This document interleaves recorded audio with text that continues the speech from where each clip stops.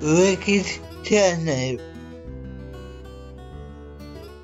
で本読んでくれたんでしょ。感想を聞かせてくれるって思って今日は喜びさんでここに来たんだけど。感想についてなんですけど、はい、今度感想ですね、私のこういうような時は、ちょうど自分が、調子悪い時で、それは、頭痛かったり、下腹部痛かったり、もしかしたら自分もなんか、婦人系の病気かもしれないけど、多分今のまなきゃいけないなって思って。それはありがとうございます。それで読んだんですけど、まず思ったのは、すごい読みやすい。ありがとうございます。それは嬉しい。褒めてもらえる。何が読みやすいかっていうと、なんていうかね、読んでて、情景がすごい浮かぶっていうか、一人の看護師さんだったり、お医者さんだったり、医療に携わる方って結構いっぱいいてないと思うんだけど、一人で特徴をつかんで、シナモン先生だったり、北川県の看護婦さんだが、芸能人詳しくないけど、今なんとなくイメージがついて、本の中っていうのが、シモンムさんの世界に入り込め出すわけ。そう、なんかそれはすごく嬉しいです。今はね、主治医の先生も異動されて、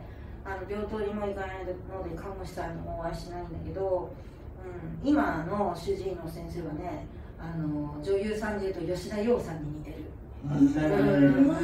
そうなんか結構いろいろクールにね、エコー見ましょうか、臓器ないから痛いのがちょっと原因がわからないって言われて面白いと思って、吉田羊さんがそれを言ってらっしゃるのをこう考えると面白いでしょ。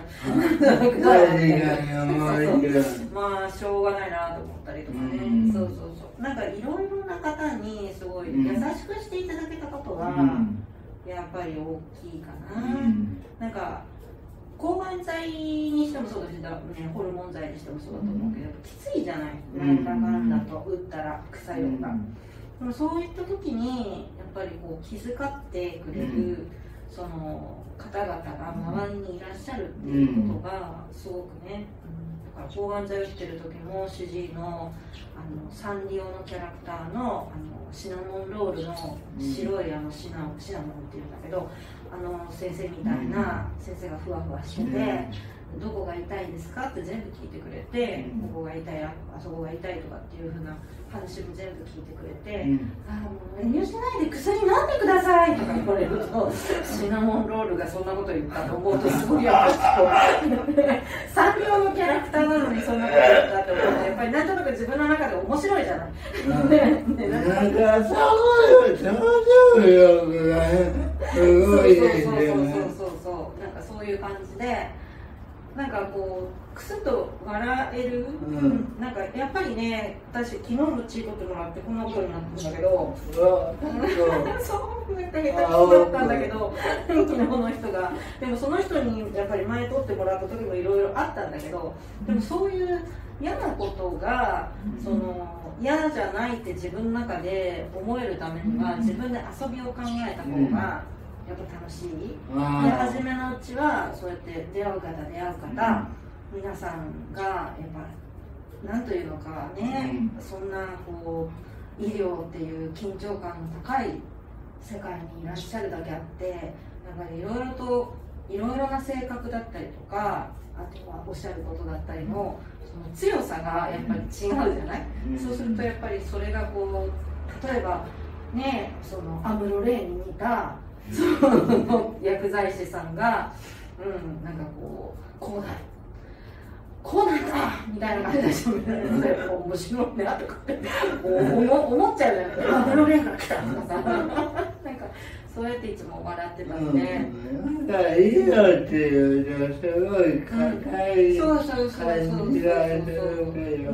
一人一人はね、そう一人一人も人間だし、たくさんの責任をやっぱ背負っていらっしゃるから、こう頑張ろうっていうか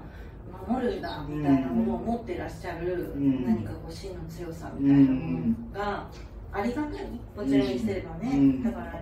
ね、今の現代医療っていろいろあると思うけど、信じていいんだなっていうふうに思えたことが、私にとってはすごく大きいことだった。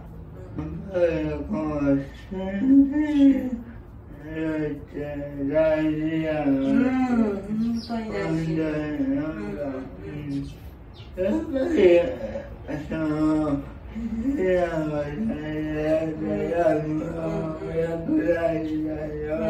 いろんな個性の人がいるんだけど、やっぱりいいふうに関わってる人は、そういう立場で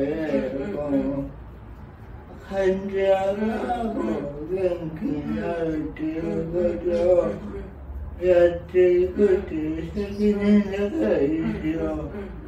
それが見えたら信じれるのかなって。なんかこうね、どうして子宮がんになっちゃったんだろうねって考えたら原因もわからないし、例えば植木みたいにどうして女に生まれてきちゃったんだろうねっていうふうなことの理由もわからないけど、例えば私はがんを取って生きていくっていう選択だし、植木にしてみたら男になる思いというか、自分の精神性は男だから男として生きていくっていうふうに、ちょっと神様がくれた自然とは違う形になってるわけだ。私だって本当は死ぬまで子宮も卵巣も取らないで、なんだかそのままあっちの世界に行くのかなって思ってたけど、生きていくためにはそういうふうなことをしなくちゃいけなくて、自然とはちょっと違う形になってるし、今植吉は男性ホルモンをやめて、その女性ホルモンっていうふうなものとやっぱり共存していくっていう道をこう選択した、その選択させてくれるっていう現代の医療ってやっぱりすごいなって思うんだよね。自分もね、さっき下森さんが言ってたみたいに、多分平成ぐらいの年までは普通に体制保護をして生きていくんだろうなって一新聞まで思ってたんですよ。歌うまく。だけど検察室に入って数字を話して先生がすごいしんどいですねって言ってくれて、まず共感してくれて、すごく分かりやすく話してくれて、自分の中で何が起こっているかっていうことを、この症状を取るには男性ホルモンやマルシがないですよって言われて、それでも更年期障害の途中の方だったんで、なんか私もお手伝いしますよ、こんな感じでと言ってくれて、そこで話を聞いて、で、どうしてもお掃除がぐるわれるからって言われて、そういうのもあって、自分の中でもこう需要ができるっていう。たとえお掃除が無理なのでも、多分やめるっていう結論してたんだと思うけど、なんか、その先生を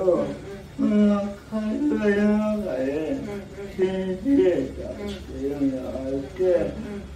嘘って思ったけど、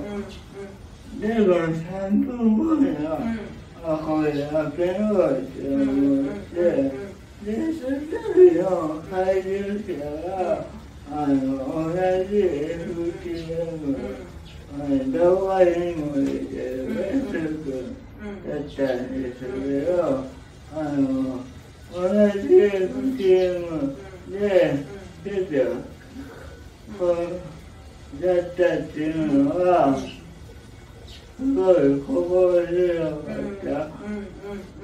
ていうのが、なんだ、政治的を支えになって、守